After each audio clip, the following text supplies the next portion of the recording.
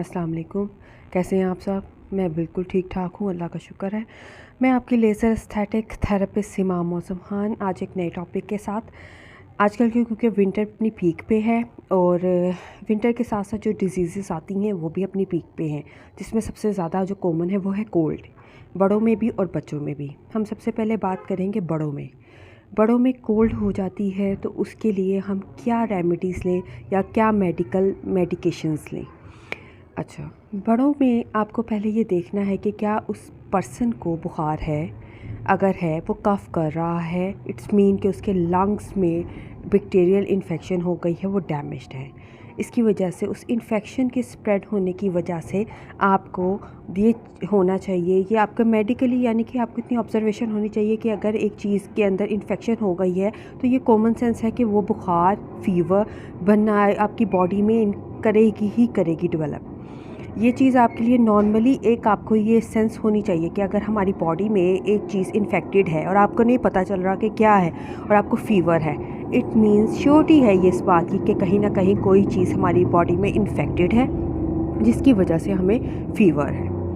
अब आपकी लंग्स भी इन्फेक्टेड हैं, आपका उस लंग्स की वजह से आपका सोर थ्रोट भी इन्फेक्टेड हो गया जिसकी वजह से कफ़ हो गई है, आपकी बॉडी में ट्रिगर हो गई है एलर्जी जिसकी वजह से आपको कोल्ड हो गई, स्नीजिंग हो रही है, वाटरी आइज़ हैं, कफ़ है, फीवर है, उसके अलावा आपको वीजिंग है। आपको मेडिकेशंस में क्या क्या लेना है, आप पहले सिंपल कोई कफ़ सिरप लेके देखें। अगर आपको उससे फ़र्क नहीं पड़ता फिर आप एंटीबायोटिक की तरफ जाइएगा। कफ़ सिरप लेने के साथ साथ आपको ये चीज़ समझनी चाहिए कि पैनाडोल और ब्रूफेन में क्या फ़र्क है। अब मैं बात करूँगी ब्रूफेन और पैनाडोल में क्या फ़र्क है। ब्रूफेन हम देते हैं जब आपको ये चीज़ का अंदाज़ा हो कि जी आपकी बॉडी में कोई चीज़ स्वेल हो गई है, कहीं पे इन्फ्लामेटरी एक्शन है, तो आपने ब्रूफेन लेनी है। हमारी आजकल जो हमारी जनरेशन है उनको ये बिल्कुल भी समझ नहीं है कि पैनाडोल और ब्रूफेन में क्या फ़र्क है। वो दो सब समझते हैं कि ये जो दोनों मेडिकेशंस हैं ये सिर्फ़ और सिर्फ पेन किलर्स है। नहीं, आपको ये चीज़ समझनी है। पैनाडोल जो है वो सिर्फ़ और सिर्फ पेन किलर में सबसे ज़्यादा इफ़ेक्ट अच्छा देती है और ब्रूफेन एंटी इन्फ्लामेटरी एक्शन सबसे ज़्यादा देती है। बुखार उतारने में मदद ज़रूर करती है लेकिन वो पैनाडोल का काम है। पैनाडोल एंटी इन्फ्लामेटरी नहीं एक्शन देती ज़्यादा, ब्रूफेन एंटी इन्फ्लामेटरी एक्शन देती है।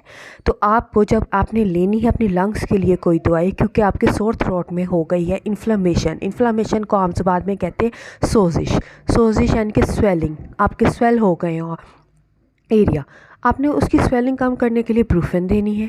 साथ में आप कफ सिरप ले लें। अगर आप बच्चों में हैं तो फिर आपने बोलना नहीं है तो आप साथ में कोई नेबुलाइज़र ले लें। अगर आप बड़े में हैं, अगर आपको बहुत ज़्यादा मसला है तो फिर भी आप नेबुलाइज़र ले सकते हैं लेकिन साथ में कोई दवाई नहीं लेनी। नेबुलाइज़र ले सकते हैं अगर आपको बहुत ज़्यादा इशू है, आपको प्रॉपर ब्रीथिंग नहीं हो रही, आपकी सैचुरेशन लेवल ऑक्सीजन की ठीक नहीं है। तो अभी हम आगे बहुत सारे इश्यूज़ आ जाते हैं, ट्यूबरक्लोसिस और ये जो पल्मोनरी डिजीज़, हम उस पर नहीं जा रहे, हम सिर्फ कोल्ड तक डिस्कस करेंगे।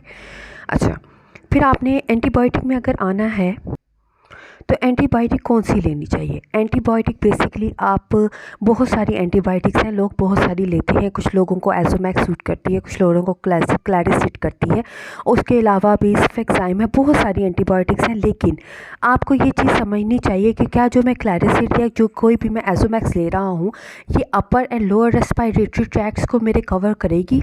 अगर तो मुझे फ्लू है, इन्फेक्शन मेरे अपर रेस्पिरेटरी ट्रैक, अब अपर और रेस्पिरेटरी लोअर ट्रैक में क्या डिफरेंसेस है। आपके ये जो लंग्स मतलब लंग्स के ऊपर जो आपके हेड तक का एरिया है वो अपर रेस्पिरेटरी में आता है एंड आपकी नेक से लोअर लंग्स तक का जितना हिस्सा आता है वो आपका लोअर रेस्पिरेटरी ट्रैक कहलाता है। तो आपने वो मेडिकेशन लेनी होती है जो आपके लोअर रेस्पिरेटरी और अपर रेस्पिरेटरी ट्रैक को दोनों पे इफ़ेक्ट करे। तो इसके लिए आपके लिए बेनिफिशियल होता है कि आप या तो किसी मेडिकल हेल्थ से कोई एडवाइस ले लें या किसी फार्मासिस्ट से गाइडलाइंस ले लें जो आपको अच्छा लगे, आपकी वो अपनी पर्सनल चॉइस है। अब हम बच्चों में आते हैं। बच्चों में क्या होता है, मेरे अपने बेटे को, सबसे बड़े वाले बेटे को थोड़ा प्रॉब्लम होता है, सिवियरिटी हो जाती है विंटर में, ब्रोंकोस्पास में उसको एक प्रॉब्लम है बाय बर्थ। वो जब भी उस विंटर में जाता है, जब उसको एक्सपोजर होता है सर्दी का, अगर उसको सर्दी हो जाए या उसको फ्लू हो जाए तो उसके जो लंग्स हैं वो कंस्ट्रिक्ट कर जाते हैं, उसकी एल्वियोलाइज के अंदर जो सिक्रीशंस होती हैं उनमें बैक्टीरिया डेवलप कर जाता है और उसकी वजह से उसकी ब्रीथिंग नहीं होती प्रॉपर। उसकी वजह से उसे कफिंग होना शुरू हो जाती है, उसको वीजिंग होना शुरू हो जाती है और रात में जब वो स्पेशली सोता है वो नोस्ट्रल्स में से अपने अजीब से साउंड्स करता है। मुझे समझ आ जाती है कि इसको अटैक हो गया है, एलर्जिक रिएक्शन है।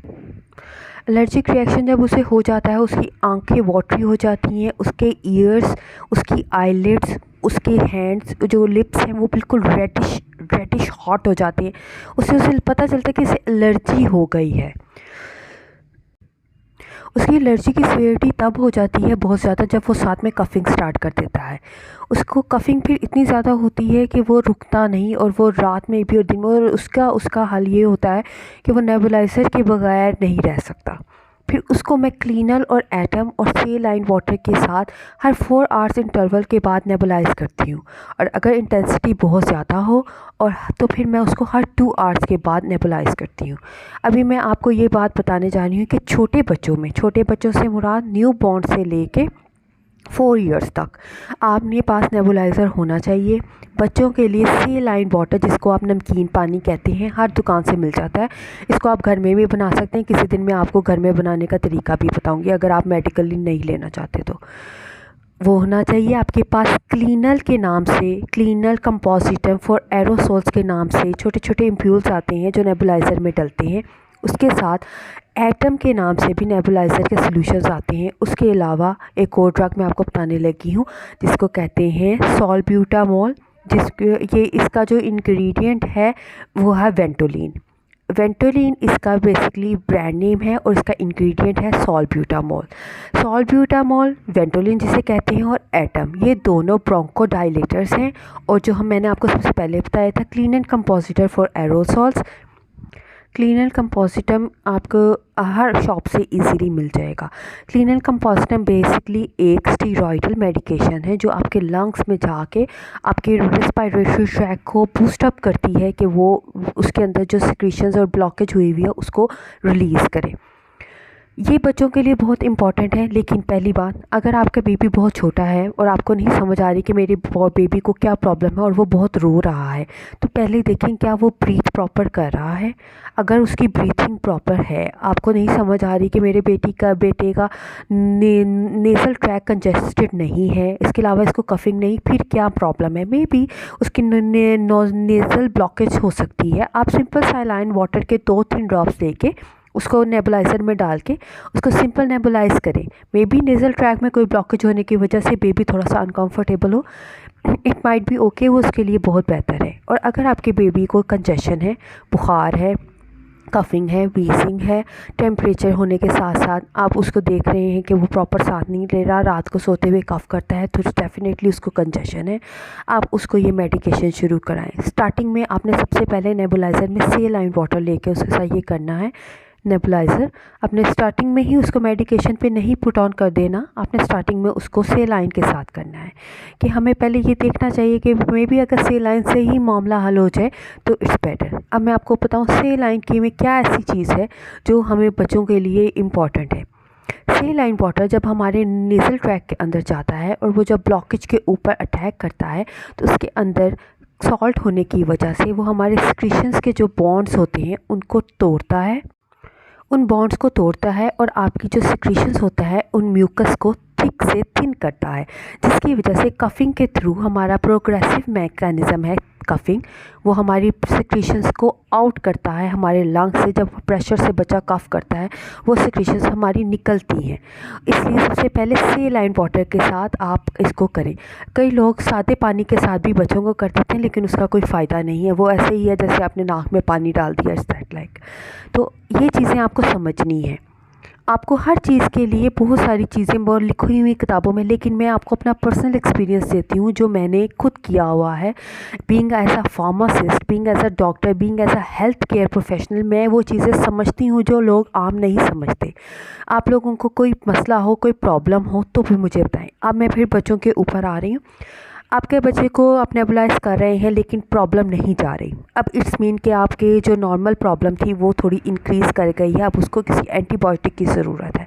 पहले तो न्यू बॉर्न को कभी भी एंटीबायोटिक नहीं देनी चाहिए। कम अज़ कम आपका बेबी 2 ईयर्स अबव हो उसको आप एंटीबायोटिक दें, या फिर 9 मंथ अबव होना चाहिए, जिसे आपने, अगर आपका बच्चा अल्लाह रहम करे कोई इमरजेंसी सिचुएशन में है तो फिर उसको इमरजेंसी में लेके जाएं। अपने घर में उस पर कोई ये जो होम रेमेडीज़ हैं वो नहीं करनी। सॉरी। आपने उसको एंटीबायोटिक शुरू करानी है। एंटीबायोटिक का भी एक रूल और एक प्रॉपर एक मैकेनिज़्म है। वो क्या, आपने एंटीबायोटिक को 5, 7 और 14 दिन तक कंटिन्यू रखना है, इससे कम या इससे ज़्यादा नहीं। सबसे पहले तो एंटीबायोटिक के ऊपर ये मेंशन होता है कि इसको कितने दिनों के लिए आपने रखना और उसके बाद उसको डिस्कार्ड कर दें। एंटीबायोटिक बहुत ज़्यादा कड़वी होती है, बिटर टेस्ट की होती है, क्योंकि वो एक एसिडिक नेचर में होती है। और कम से कम वो जो एंटीबायोटिक है वो आप उसको सेव नहीं कर सकते, जैसे हम बाकी जो हमारे पास आते हैं सिरप्स वगैरह उनको सेव कर लेते हैं, क्योंकि उसकी एफिकेसी को वो सील्ड आउट होती है। एफिकेसी जब आपने उसको खोल ली, उसकी जो एफिकेसी थी, एफिकेसी से मतलब उसकी प्योरिटी, उसका जो इफ़ेक्ट करने का प्रॉब्लम, उसके इफ़ेक्ट करने का जो नेचर है, उसकी जो स्ट्रेंथ है वो लूज़ हो गई। अब आप उसको सिर्फ उतने दिन तक ही कैरी ऑन कर सकते हैं जितने दिन के लिए आपको बताया गया है। आप अपने बच्चे को एंटीबायोटिक दें, साथ में ये नेबुलाइज करें। अल्हम्दुलिल्लाह इसके साथ आपको ब्रूफेन देनी चाहिए अगर उसको बहुत ज़्यादा स्वेलिंग है उसके थ्रोट में। अगर आपको पता है कि मेरे बच्चे को मेरा गला ख़राब है, उसके साथ अगर बुखार है तो ब्रूफेन और पैनाडोल मिला के दें। 5-5 चम्मच मुराद 5 में आपको 1 टेबल स्पून की अमाउंट पता होनी चाहिए कि 1 टेबल स्पून में कितने मिलीग्राम या ml आते हैं। एक बड़ा टेबल स्पून जिसे हम लेते हैं, जो खाने का चम्मच कहते हैं, उसमें 5 ml आते हैं। जो छोटा टीस्पून होता है उसमें 2.5 ml आते हैं। ये जनरल नॉलेज है, आपको पता होनी चाहिए। हर बच्चे को जिसकी उम्र 3 साल तक हो उसको 5 ml सिरप भी और 5 ml आपकी मेडिकेशन जो भी आप दे रहे हैं एंटीबायोटिक में से वो दें। ब्रूफेन भी 5 ml और आपकी जो पैनाडोल है वो भी 5 ml। अल्हम्दुलिल्लाह फ़र्क पड़ेगा। उसके अलावा और कोई कॉल्ड से रिलेटेड आपके माइंड में कोई बच्चों से रिलेटेड क्वेश्चन हो, मेरे यूट्यूब चैनल पे प्लीज़ मुझे बताइएगा। कोई कमेंट बेलो मुझे प्लीज़ बताइएगा। सब्सक्राइब कीजिएगा, लाइक कीजिएगा, शेयर कीजिए, मुझे प्रमोट कीजिएगा। किसी किस्म की कोई भी प्रॉब्लम हो मुझसे ज़रूर शेयर कीजिएगा। आपकी और आपके सीमा हम थैंक यू सो मच।